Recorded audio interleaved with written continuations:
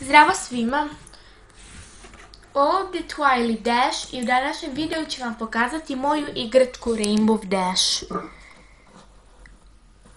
Evo, ja sam i malo skupila kosu, ona ima slatko obeležje kao jednu dugu sa crvenom, žutom i plavom bojom.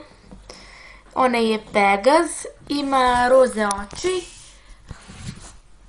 a jedina mana je zato što kod ove dlakave grive, to jest sa veštačkom kosom, jedna mana je to što ima grešku.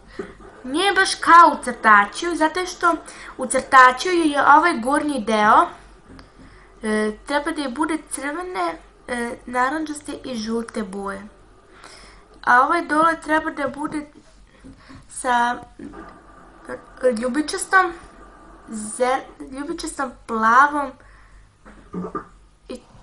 i tim bojama bi trebalo da bude. I zelenom, tako nešto.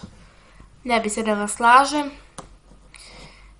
A rep treba da bude u svim tim bojama. Mislim da su oni to malo pomešali, da rep treba da bude u ovakvim bojama. To jest griva treba da bude u ovakvim bojama u ovom delu, a u ovom delu treba da bude crvena, naranđasta i žuta.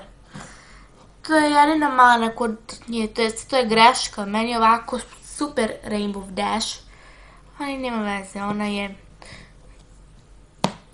ovaj poni srednje veličine. Ja imam uopšte ovakvih poni, imam najviše. Imam ih oko 10-ak, 11, tako nešto, nisam sigurna jer ih imam baš dosta u kolekciji.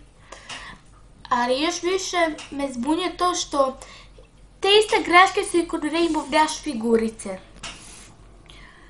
Ja da ne bi pauzirala ovaj video, ja sam htjela samo da kažem da je to isto i kod figurice Rainbow Dash. Pa to bi bilo to za ovaj video. Ako vam se svidao, lajkujte, komentarišite, subscribeujte se na moj kanal i doviđenja.